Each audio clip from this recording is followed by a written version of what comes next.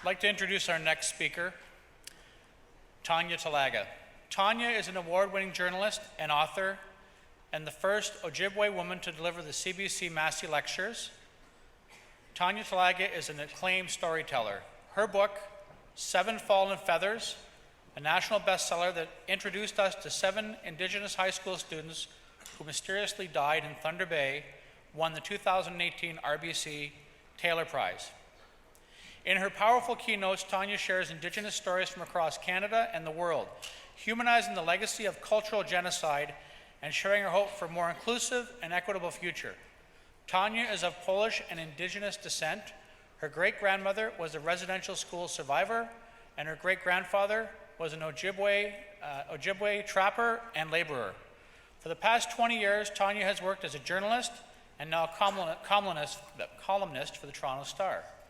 Sisters, brothers, and friends, please welcome Tanya Talaga.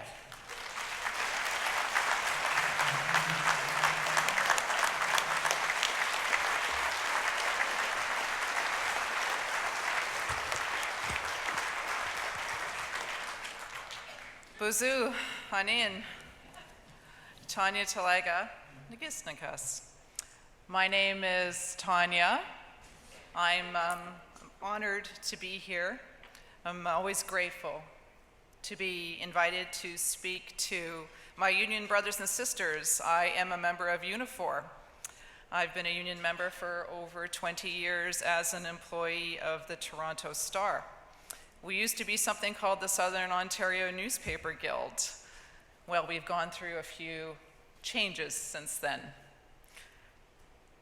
Thank you very much for that introduction and for explaining a little bit about myself. I'm going to talk to you today. I was asked to speak about reconciliation and my views on reconciliation. I'm going to tell you, before I start, just a little bit more about me. Some of it you heard at the introduction. Thank you. I've been a journalist for quite a long period of time, as I said, about 2 decades. I started when I was 12. I've covered everything at the Star, you know. I've covered crime, I've covered municipal politics, I've covered social issues, I've covered national politics, national healthcare, education, so many, many things. And when I started in 1995, you know, not a lot of people were interested in finding out about First Nations news. Not a lot of people wanted to know about what it was like for Indigenous people in this country. Oftentimes, my editors would say, you know, what's new with the story you're pitching on Indigenous affairs? Isn't it always the same? What do you have that's different to say? I heard that a lot for many years, but things began to change in Canada.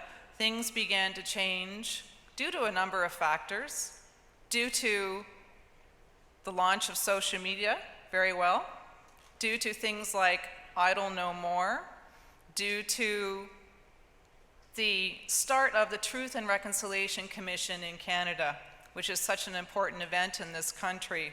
And that was when we heard the voices of 6,500 survivors and witnesses come forward and talk about their experiences in residential schools. I'm going to be talking about residential schools as we continue in this speech here. But at the time of the early 2000s, 2010, 2011, Canada was starting to open its ears to our stories. I was also starting to open my ears to our stories. I went to Thunder Bay. I went to Thunder Bay to write a story that I'd pitched to my editors on the federal election. The country was in the middle of an election campaign in 2011. You may recall Stephen Harper was kind of duking it out against Jack Layton at the time. So I pitched a story to my editors about why is it Indigenous people don't vote in this country. I knew the answer as to why.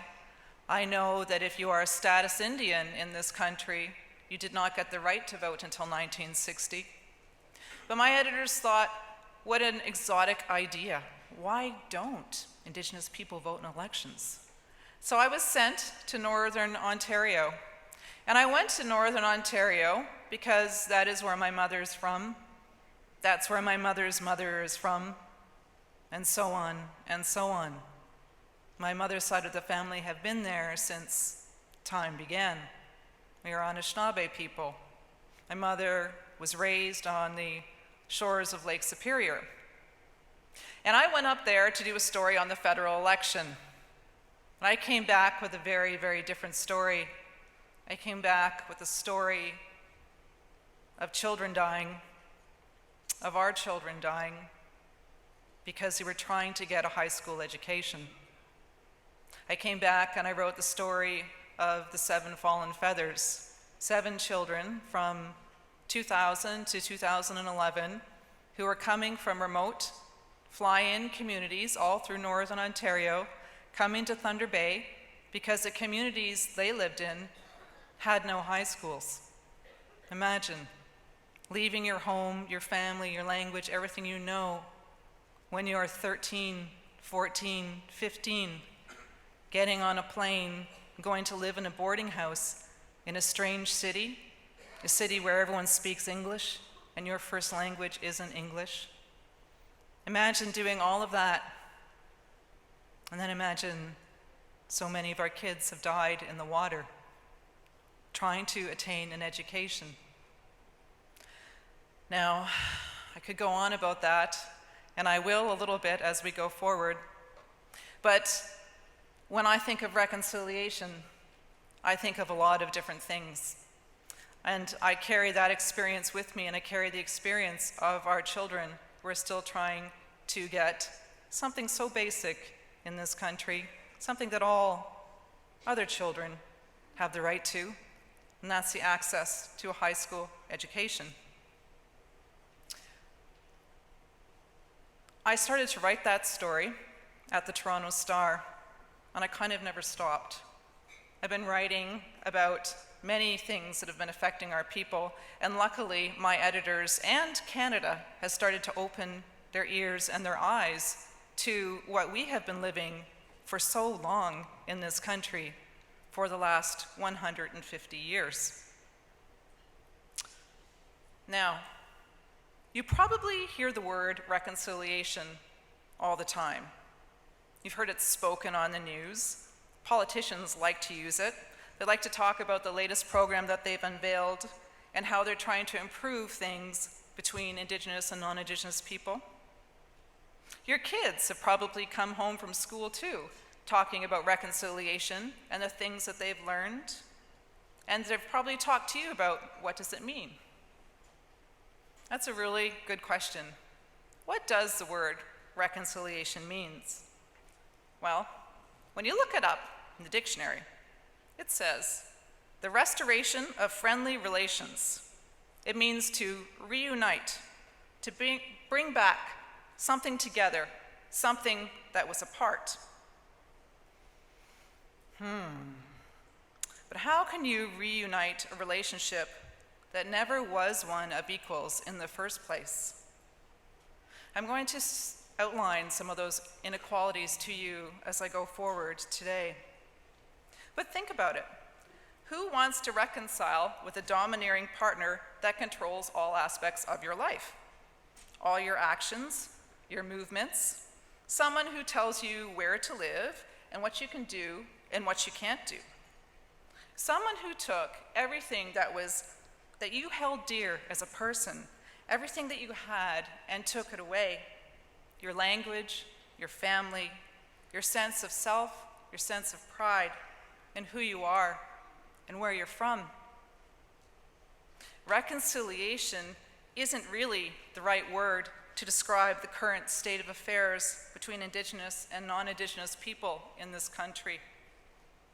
You know, a lot of Indigenous leaders, most of them, never use the word reconciliation because it is simply not possible when First Nations people are still fighting for their basic human rights in this country.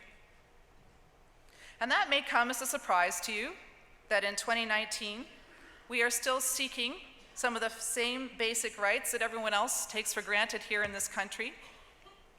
Many First Nations, Métis, Inuit are still fighting for clean, drinkable water, working sewers, for the right to make decisions about the land that they have occupied since the beginning of time. We are fighting for fair and equitable social services, access to health care, access to doctors and to nurses, and to health clinics staffed with up-to-date medication, just like everybody else has.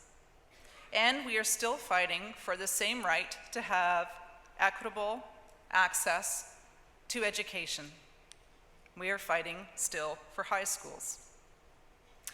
You know, I've said this before, and I'll say it again. The reality of 2019 looks a lot like Canada's colonial past. We are seeing this play out clearly and painfully on many separate but related fronts. I'm going to outline a couple of them for you now. For instance, I'm going to talk about children.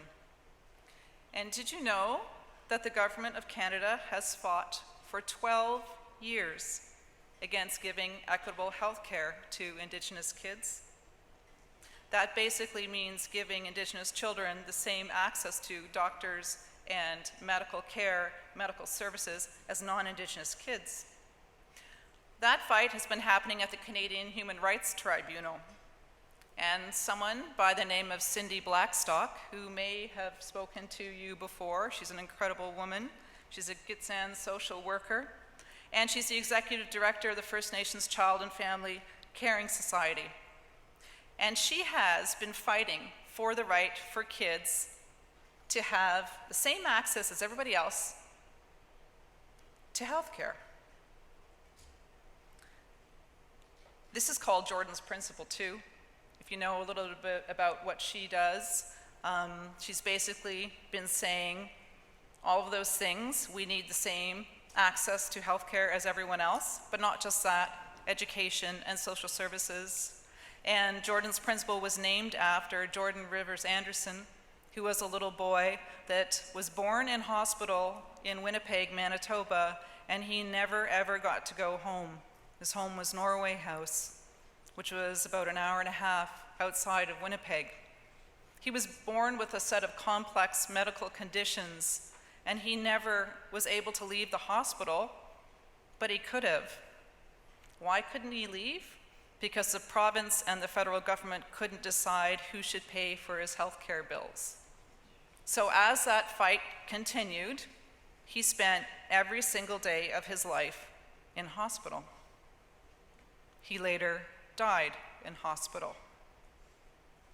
His dad told Cindy, "Don't let what happened to my son happen to an Indigenous child in this country." So she took that promise up, and she managed to get, in December of 2007, every single member of Parliament in Canada to agree to Jordan's Principle, to agree that everybody, all children, Indigenous kids, should have the same right to health care as everybody else. That was unanimously passed in Parliament in 2007.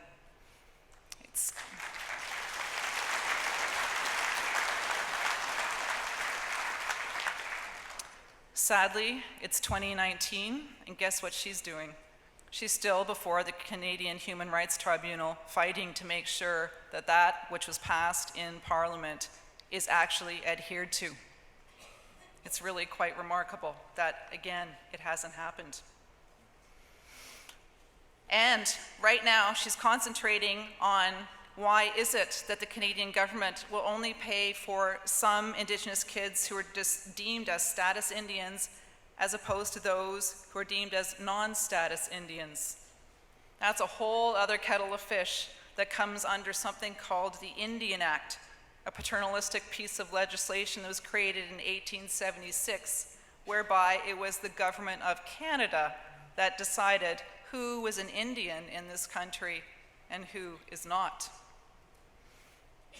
Her fight continues to this day. I'm going to talk to you a little bit about the Indian Act. I should also tell you that I speak in circles, but if you stick with me, you'll notice that I do have a point, and I will eventually get to it. But these are all the reasons why I'm telling you about when I think about the word reconciliation, I'm still scratching my head a bit. Not sure it's the right way to go, the right word, I should say. So getting back to the Indian Act, that piece of legislation that I was telling you about that was created in 1876, I should also tell you that when it was created to do a number of things. It was created so the government could settle people coming in from Europe all across the country.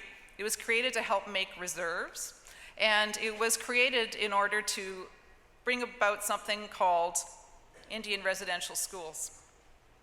Now, I'm sure a lot of you know about what the schools are, but just in case you don't, I'm just going to remind you that from the mid-1800s to 1996, 150,000 First Nations, Métis, Inuit children were taken away from their families, their homes, their culture, everything that they know, and they were put into schools to assimilate into dominant colonial society. Their purpose essentially was to erase Indigenous languages, culture, and way of life from Indigenous kids.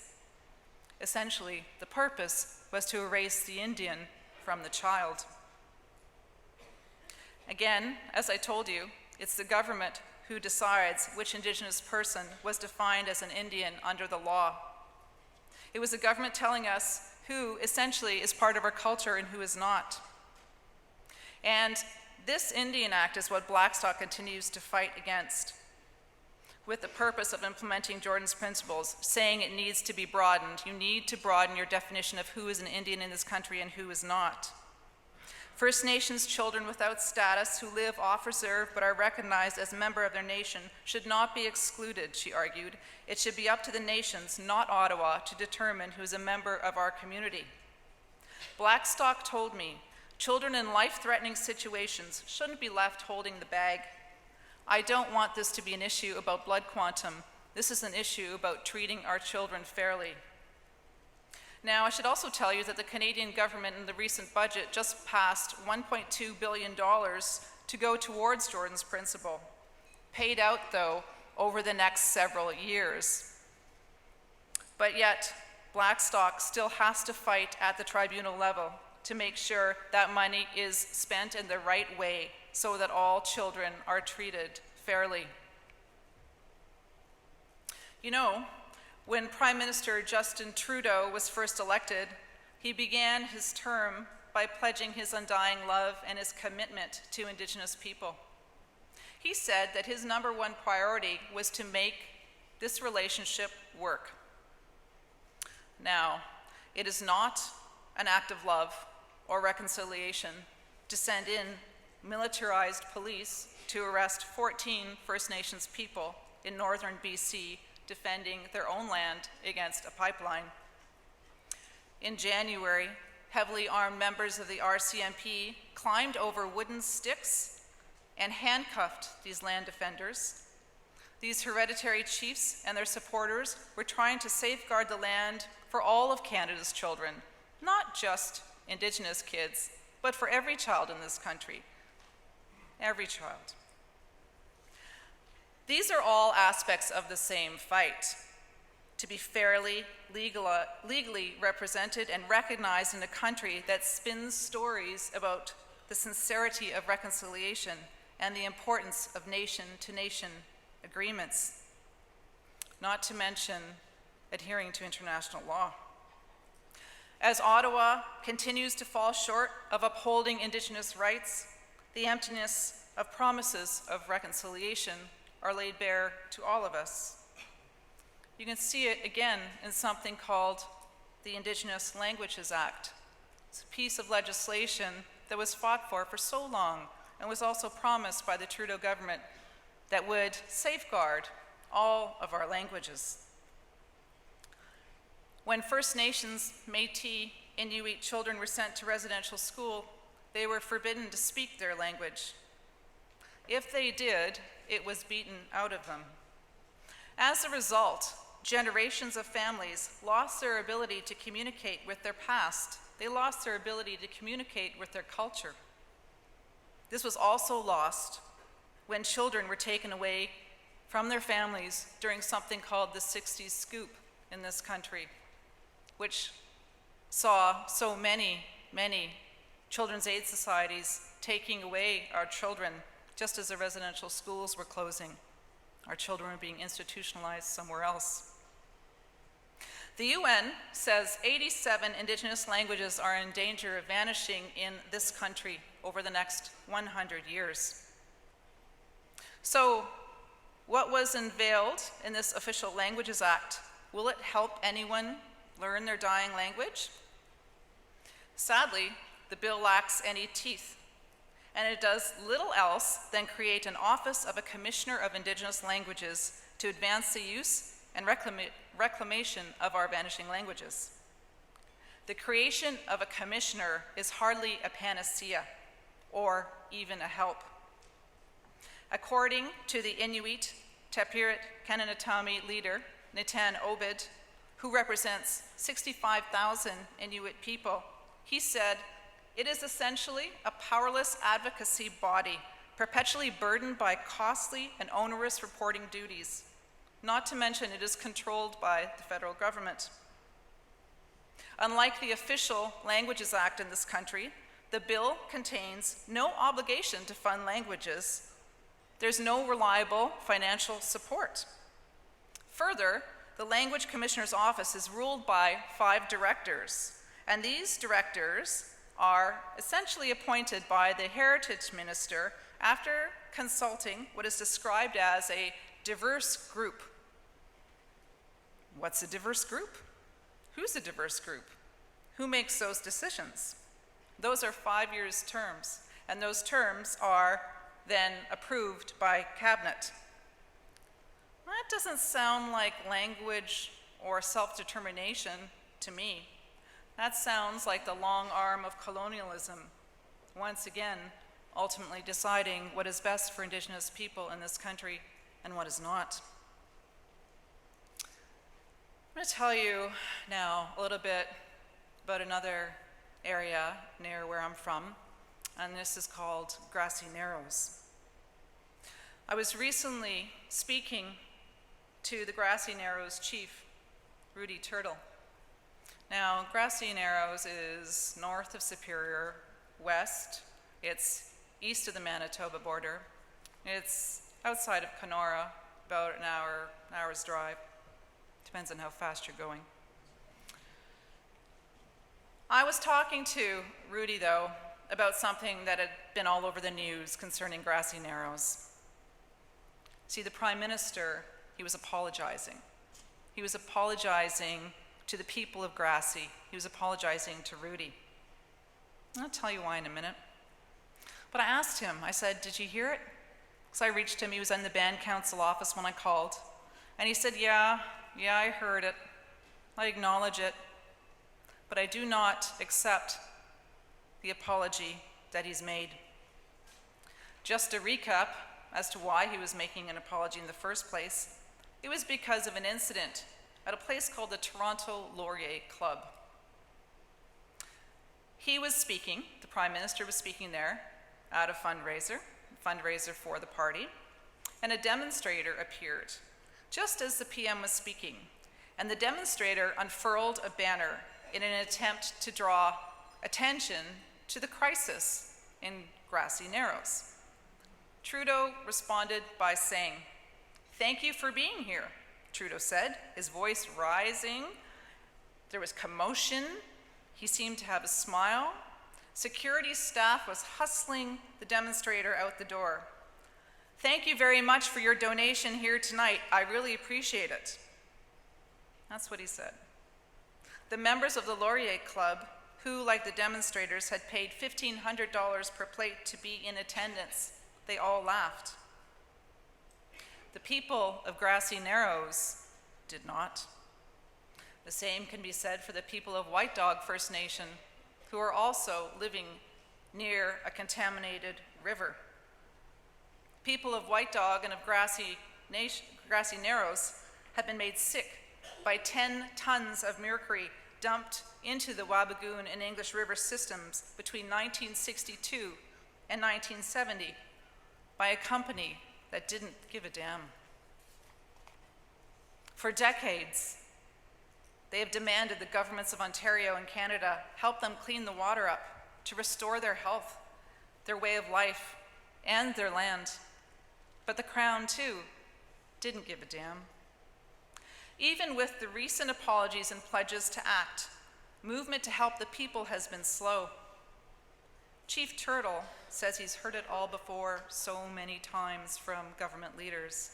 It is all just words, words, words. You know, there are no specialists in the community who can treat the mercury poisoning that the people have or the psychological stresses of what it is doing to their community. If people want treatment, most have to drive to Kenora and speak to their family doctor. They don't have proper medical care or healthy food. People are still eating poisoned fish from the river. A health center was promised to the community in late 2017, but that still has not materialized. The community wanted to break ground this summer, but the chief said, he told me, it doesn't look like that's happening. Trudeau's glib laughter represents an attitude that has no doubt had costlier manifestations than the Prime Minister's cheap joke. But as Turtle said, even insults hurt. Yes, you can still feel the sting of an insult on centuries of scar tissue. Turtle said he always hears Trudeau talking about how he wants to fix this long-standing relationship between First Nations, Inuit, Métis people. He has heard him say that it's the most important relationship that he has, the most important relationship to him and to Canada. But Turtle no longer believes the Prime Minister's rhetoric when it comes to his commitment to Indigenous people. As he said, it's all just words, words, words. I talked a little bit at the beginning of my speech on the Truth and Reconciliation Commission, and I'm going to talk to you about something that Murray Sinclair told me. Murray Sinclair was the chair of the commission. He was the one in charge of listening to those 6,500 stories from witnesses and survivors and putting together 93 calls of action, which he has given out to the Canadian people. He wants Canada to take forward what he has learned in those collected stories. And Murray Sinclair, when I was talking to him about his work, he said to me that one of his dreams when he was involved in the Truth and Reconciliation Commission was to empower a cadre of people with the knowledge of what they had found when they had spoke to those 6,500 people. He was hoping that people would learn about what happened in this country, the true history, and would take that knowledge and pass it on. He said from the start that the purpose of the TRC report was to, quote, arm the reasonable. But Senator Sinclair, he didn't stop there. He told me the changes needed for reconciliation will not come about merely because the governments, the churches, and the institutions will suddenly stop doing what they have been doing for so long. No. He said to me, those changes will come about because Indigenous people will begin to do what we have to do for ourselves. He said, we as Indigenous people have been led to believe in our own inadequacies because we have so many that have arisen from our history of oppression and abuse. They virtually dominate our existence. When we are able to rise above them, we are still unable to see that the solutions that work best for us are those that have sustained us for thousands and thousands of years. What is he really saying? What is his message to all? His message to Indigenous people is look inward. His message to everyone else is to learn, to be a part of the change. And when it comes to arming the reasonable, that's where you all come in. You, at this particular meeting, members of this union, you are the reasonable. You belong to a union that believes in rights, fairness, equality of law, and the right to every single working person in this country, every person in this country, to have access to things like clean water, safe housing, education, the right to build a life just like everybody else. Those are values we all share. We all share those values as union members, and we share those values as human beings, wanting to make this nation a better place. You know, I actually was able to speak to the steelworkers, the United Steelworkers, about this same thing as well. And what I find really incredible is that unions are rising. Unions are listening, and they're realizing that we all have far more in common than we first thought. And I think that that is truly the source of strength for all of us. So, as Murray Sinclair said, this is our challenge. You have the tools. You all possess the tools for change. You've heard the stories. You are, in a sense, armed now with knowledge. So I leave this to you. How will you make a difference? Chimigwich.